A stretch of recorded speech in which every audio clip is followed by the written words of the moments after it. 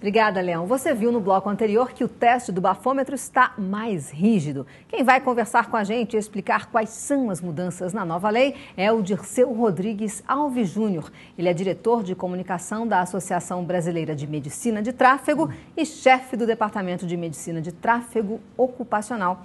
Boa tarde, seja bem-vindo, Dirceu. Boa tarde, é um prazer estar aqui, poder esclarecer alguma coisa sobre a lei seca. Prazer é nosso. E o senhor é a favor dessa mudança nos índices do teste do bafômetro? Sim, somos. A Abramet é favorável a isso. A Abramet tem como nível tolerância zero. E isso já de longa data nós vemos preconizando a tolerância zero. Por quê? Porque as pessoas são diferentes. Nenhum organismo é igual ao outro. Cada um reage de uma maneira. E nós não sabemos que taxa, que quantidade de álcool, que teor de álcool nós podemos fornecer a uma pessoa. Por quê? Porque ela poderá ter reações as mais diferentes de uma outra que a gente fornece a mesma dose de medicamento, de álcool. Então, é impossível a gente imaginar que níveis determinados sejam suficientes.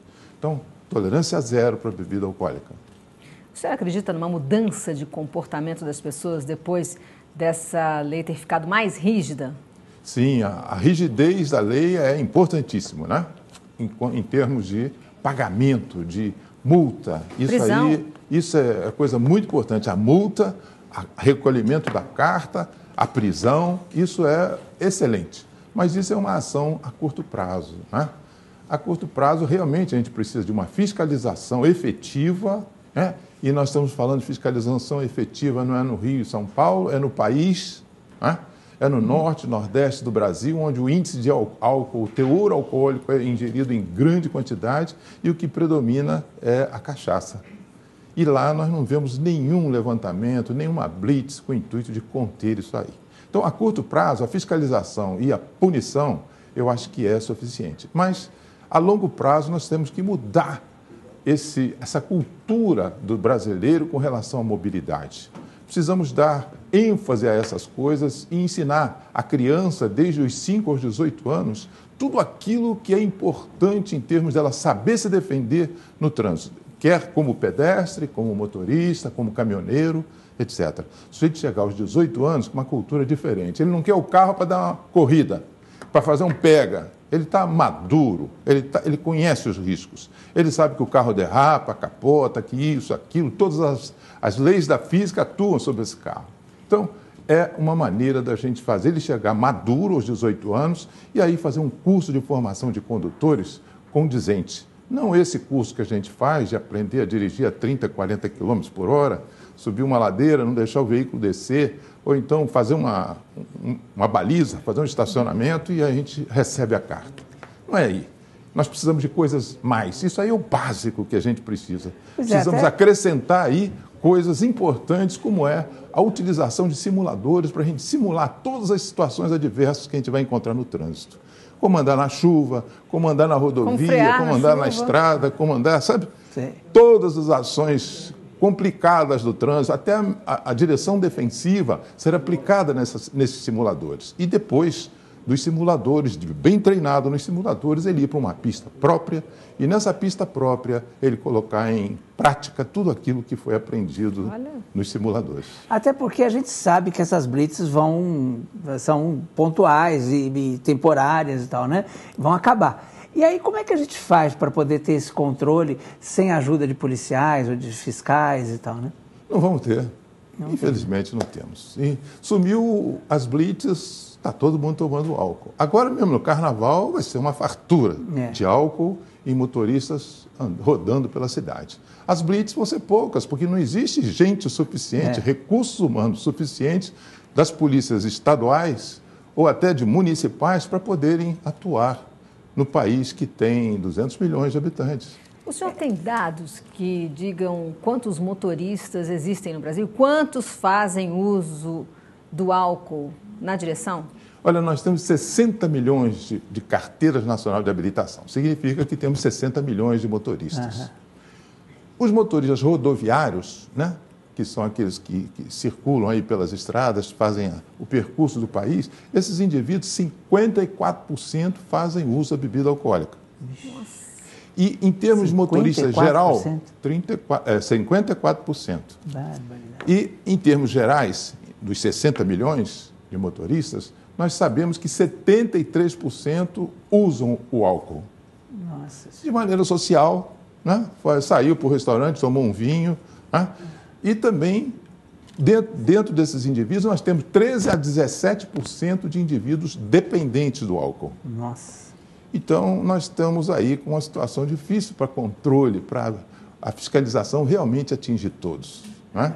Pensando por esses números, é só rezando. Não tem como. Não tem jeito. Né? E do início dessa lei seca para cá, a associação percebeu alguma mudança no comportamento das pessoas? Ou a pessoa só mudou o comportamento, em geral, por causa da Blitz? A Blitz é a maneira de você frear, de você segurar aquilo que está acontecendo. Mas é necessário que se faça aquilo que eu te falei, que é fazer a educação dessa população, para que mudar a cultura é essencial.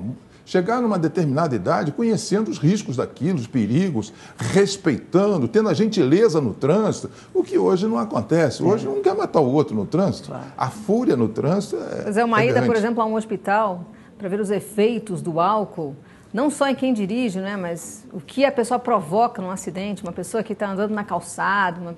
Nossa, a gente vê tantos casos eu acho que assustadores. A Blitz, ela denuncia isso, né? Que chegamos ao caos e que precisamos fazer alguma coisa. Agora, se as pessoas não tomarem consciência a partir disso, né? Eu sei em alguns estados, eu não vou citar nomes aqui para não ser indelicado, mas eu sei de alguns estados que a Blitz é debochada. As pessoas falam, imagina aquilo, isso aqui. No Rio de Janeiro funciona mais em algumas regiões, né? E até muitos artistas têm caído na Blitz, então acabam dando um exemplo e tal, né?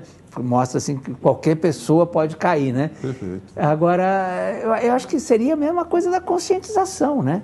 Mas é muito difícil, né? Mudar a cultura, conscientizar essas pessoas sobre o risco, sobre o perigo. Eu acredito que dessa forma nós estaremos reduzindo esses 58 mil indivíduos que morrem no nosso trânsito. Que loucura, né? Que é dado da DPVAT. Né? Nós temos números do Estado e temos números de quem paga o óbito. Quem paga o óbito pagou agora, em 2012, 58 mil e poucos. E, no entanto, o Estado fornece 42 mil. Então, nós temos que acompanhar o DPVAT. O DPVAT paga a família de quem morreu. Pagou 58 mil famílias.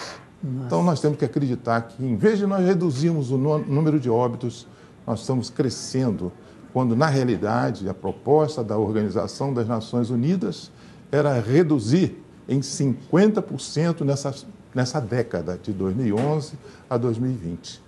De 2011 para cá, nós estamos elevando a nossa taxa de mortos e aumentando os sequelados, cerca de 110 mil sequelados ano. Isso sem falar em as pessoas que estão comprando carros agora, né? E que vão entrar nessa... Exatamente. Então fica números. Até assustadora a coisa para o lado do país. Por quê? Porque nós estamos matando os jovens de 18 a 34 anos quando deveriam estar numa atividade altamente produtiva. Né? E nós estamos perdendo mão de obra, nós estamos jogando esses indivíduos fora do mercado e, mais tarde, nós vamos ver aumento da idade do idoso que precisa de receber a sua pensão, a sua aposentadoria e não vamos ter mão de obra para produzir aquele dinheiro para ser pago aos mais idosos. Para a gente encerrar, o que o senhor acha que é preciso acontecer para realmente a gente mudar isso? Precisa acontecer essas coisas que nós falamos, né? A educação desde a infância até os 18 anos, como está previsto no Código Brasileiro de Trânsito. Dessa forma, nós mudamos a cultura, né? Precisamos, a curto prazo, fazer isso que estão fazendo, que é fiscalizar e punir severamente. Essa punição severa, mexendo no bolso do indivíduo, né, do cidadão, nós vamos ter realmente a preocupação dele em não cometer o erro. Cometer o erro, ele vai ter um prejuízo muito grande. E se repetir, dobra a coisa, vai para quase 4 mil reais. Nossa. Em consequência, um prejuízo para a renda familiar dele. Nossa. E aí ele vai se cuidar. Ele vai tomar cuidado em fazer o uso da bebida alcoólica mas não dirigir. Muito obrigado, viu, querido? Tuas ordens, foi um prazer. Estamos aqui tentando, né?